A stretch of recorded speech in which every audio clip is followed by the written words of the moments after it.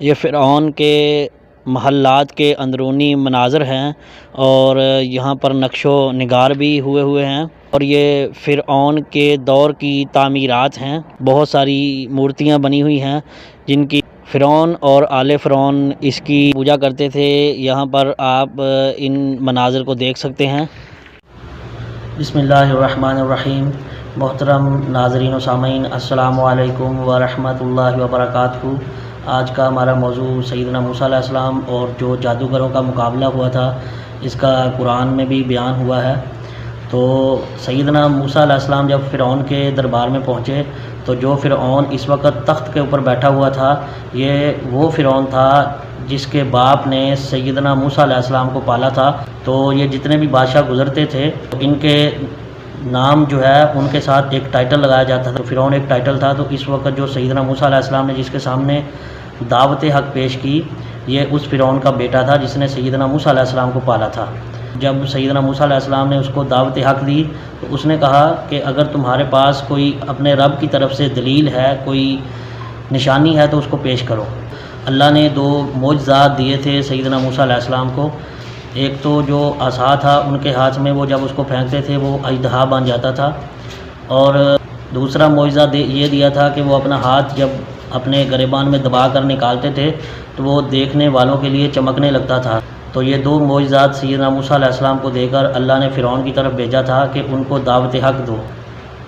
قال ان كنت جئت بآیات فأت بها ان كنت من الصادقین۔ فرعون نے کہا کہ اگر تم اپنے رب کی طرف سے کوئی نشانی لے کر آئے ہو تو اس کو ہمارے سامنے پیش کرو۔ فألقى عصاه فإذا هي ثعبان مبین۔ تو سیدنا موسیٰ علیہ السلام نے وہ جو عصا تھا اس کو جیسے ہی پھینکا تو وہ ایک بہت بڑا اژدہا بن گیا۔ وَنَزَعَ يَدَهُ فَإِذَا هِيَ بَيْضَاءُ لِلنَّاظِرِينَ۔ اور انہوں نے اپنا ہاتھ جو بغل میں دبا کر نکالا تو وہ سورج کی طرح چمکنے لگا۔ قَالَ الْمَلَأُ مِنْ قَوْمِ فِرْعَوْنَ إِنَّ هَذَا لَسَاحِرٌ عَلِيمٌ۔ تو قوم فرعون کے سردار بولے بے شک یہ تو بڑے علم والا ماہر جادوگر ہے۔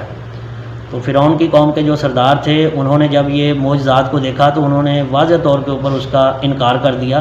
فرعون جو تھا اس نے جب یہ معجزات دیکھے تو اس نے کہا کہ یہ جادو کے زور کے اوپر تمہارے ملک سے تمہیں نکالنا چاہتا ہے، کیونکہ سیدنا موسیٰ علیہ السلام نے جو اپنے معجزات پیش کیے تو انہوں نے کہا کہ بنی اسرائیل کو جو تم نے غلام بنایا ہوا ہے ان کو ہمارے ساتھ جانے دو، کیونکہ یہ بنی اسرائیل کے لوگ جو تھے یہاں پر آ کر آباد ہوئے تھے مصر میں، تو مصری قبطی جو تھے انہوں نے تسلط حاصل کر لیا تھا اپنے علاقے میں، تو یہ غلام بنے ہوئے تھے بنی اسرائیل۔ تو اللہ نے ان کو غلامی سے نجات دینے کے لیے فرعون نے جو ان کے اوپر ظلم و ستم کا بازار گرم کیا ہوا تھا ان سے نجات دینے کے لیے اللہ نے سیدنا موسیٰ علیہ السلام کو بھیجا تھا۔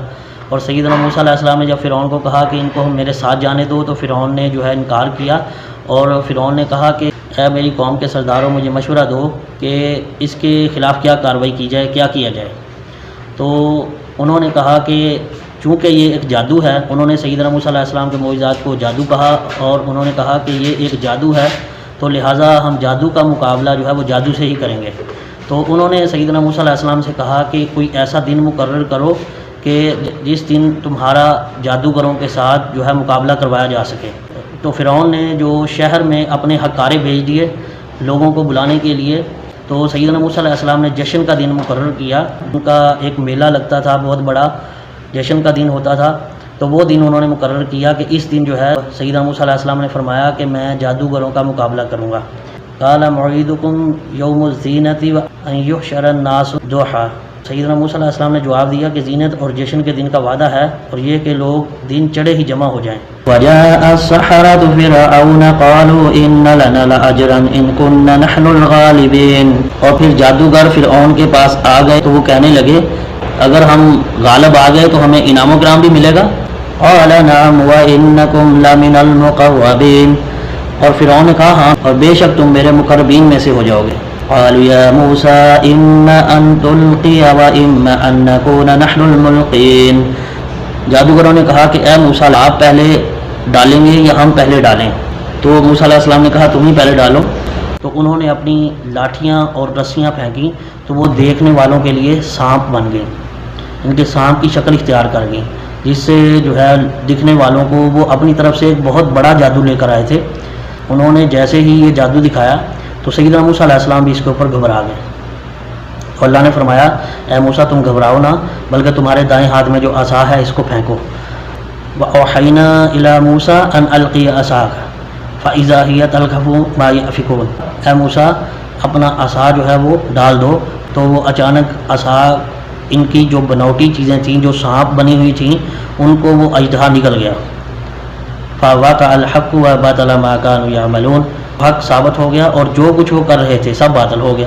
جادوگر جو تھے وہ جب انہوں نے سیدنا موسیٰ علیہ السلام کا معجزہ دیکھا تو وہ سجدے میں گرا دیے گئے، ان کے اوپر دل کے اوپر ایسی ہیبت طاری ہوئی کہ وہ ایمان لے آئے۔ فرعون نے کہا کہ تم میری اجازت کے بغیر جو ہے ایمان کیوں لے آئے ہو؟ اب فرعون اور اس کی قوم نے اپنے لیے اپنے جو ہے وہ بت مقرر کیے ہوئے تھے، جن کو انہوں نے اپنا الہ بنایا ہوا تھا، اور فرعون اپنے آپ کو بھی الہ سمجھتا تھا۔ تو فرعون نے جو ہے اس نے آگے سے جادوگروں کو دھمکی لگائی، لَأُقَطِّعَنَّ أَيْدِيَكُمْ وَأَرْجُلَكُمْ مِنْ خِلَافٍ ثُمَّ لَأُصَلِّبَنَّكُمْ أَجْمَعِينَ، میں ضرور تمہارے مخالف سمت کے ہاتھ اور پاؤں کاٹ دوں گا اور تمہیں پھانسی دوں گا۔ قَالُوا إِنَّا إِلَىٰ رَبِّنَا مُنْقَلِبُونَ، تو جادوگر جو تھے وہ سیدنا موسیٰ علیہ السلام پر ایمان لے آئے تھے، تو انہوں نے کہا بے شک ہم اپنے رب کی طرف پلٹنے ہی والے ہیں۔ اس نے کہا کہ تم سے جو ہوتا ہے تم کر لو، لیکن اور اگر تم جو ہے ہمارے ساتھ برا سلوک کرو گے تب بھی، تو ویسے بھی ہم نے اپنے رب کی طرف لوٹنا ہے۔